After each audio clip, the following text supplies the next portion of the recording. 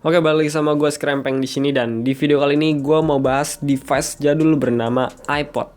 Ini adalah iPod Touch generasi keempat. Jadi device ini diperkenalkan sama Apple tuh sebagai alat pemutar musik buatan Apple. Tapi fungsinya nggak cuma buat mutar musik doang sih. Ada beberapa kegunaan lainnya yang bakal gue bahas nantinya. Mungkin sekarang udah jarang banget sih yang pakai iPod ini untuk keperluan sehari-hari. Karena dengan adanya iPhone, sekarang semua serba fleksibel dan mudah menunjang segala kebutuhan kita. Oh ya, gue beli unit ini second di Tokopedia dengan harga 400.000. Link pembelinya lu bisa cek sendiri di kolom deskripsi. Untuk boxnya dia kotak kayak gini ya, kayak tempat jam gitu. Ada tulisan iPod Touch. Di bagian belakangnya ada keterangan varian, jadi gue beli yang 64 GB. Lalu di bagian bawahnya ada model numbernya LL-A dari Amerika. Varian 64 GB warna black. Desain by Apple in California, assemble in China. Langsung kita buka aja kotaknya. Ini ada unitnya, kita taruh dulu. Di dalamnya ini ada buku panduan ya, serta earphone original Apple, kata si sellernya segitu. Sementara untuk chargernya dia berikan yang merek lain seperti ini. Jadi dia masih pakai charger yang 30 pin konektor, sama persis kayak yang dipakai sama iPhone 4S. Kita beresin dulu, langsung beralih ke unitnya. Oke, ini kita kletek dulu. Udah kayak HP baru ya. Tapi bagus sih, masih ada plastiknya kayak gini.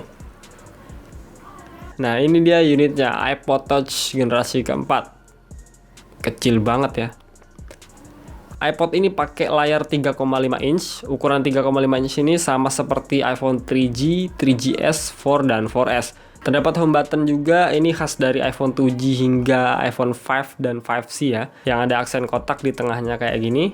Di bagian kirinya ada volume up sama down. Untuk tombol powernya atau power buttonnya itu berada di atas ya, bukan di samping. Karena di sampingnya ini polos, nggak ada apa-apa. Dan di bagian bawahnya itu ada port charger 30 pin konektor. Speakernya di bagian kiri sini, dan ada lubang jack di bagian kanannya. Ada jack audio loh, ditambah dengan earphone original Apple, jadi device musik banget nggak tuh? Dan yang paling berkesan dari iPod ini adalah di bagian belakangnya yang kinclong banget. Bisa buat ngaca loh. Material yang digunakan ini kalau nggak salah stainless ya, otomatis ini sangat mudah lecet dan juga kena baret. Kalau lihat material stainless ini, gue tuh keingetan sama iPhone X ya, yang terdapat di bagian sampingnya, terutama yang warna putih tuh mirip banget. Di bagian atasnya ada satu lensa kamera yang belum boba-bobaan dengan mikrofon di bagian sampingnya. Ini gue ada iPhone 3GS sama iPhone 4S yang punya layar 3,5 inch juga.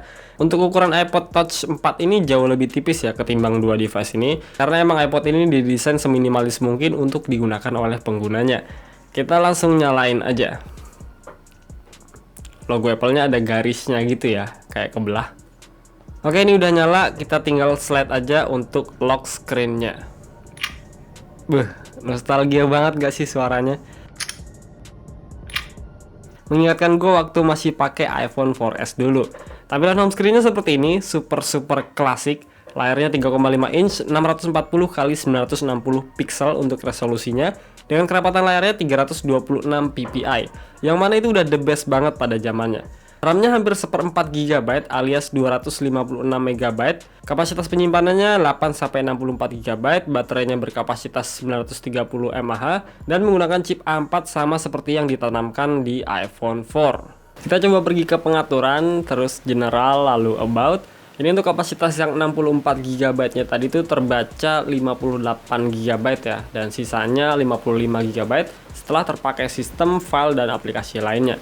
Berjalan di iOS 6.1.6, yang mana ini adalah iOS terbaru yang bisa didapatkan sama iPod Touch 4 ini. Jadi udah mentok ya, nggak bisa diupdate lagi.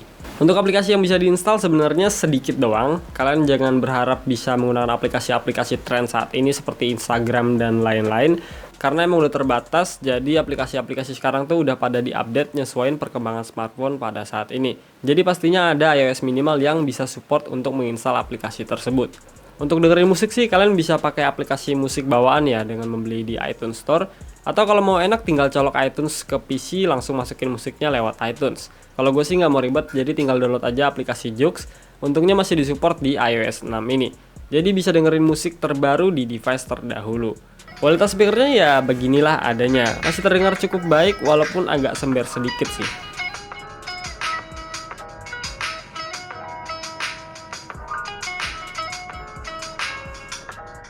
Kalau menggunakan earphone pastinya akan mendapatkan kualitas suara yang lebih baik. Buat ngegame pastinya juga terbatas, kalian harus sabar memilih game yang masih support di iOS 6 ini. Kalau untuk kamera, iPod Touch 4 ini pakai satu lensa di bagian belakang beresolusi 0,7 megapiksel dan kamera depannya juga udah ada 0,3 megapiksel VGA, yang mana untuk hasil jepretnya bisa kalian cek sendiri di sini.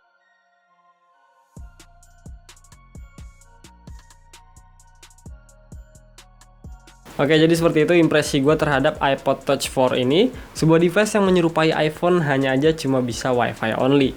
Kalau untuk digunakan saat ini, gue bisa bilang ini emang nggak worth it sih. Alasannya ya karena dukungan iOS dan aplikasi-aplikasi sekarang yang tidak bisa hadir di device ini. Tapi kalau keperluannya untuk multimedia seperti dengerin musik, ini masih cukup worth it untuk digunakan. Apalagi yang seneng koleksi-koleksi barang rare kayak gini, pastinya nggak akan nyesel saat beli.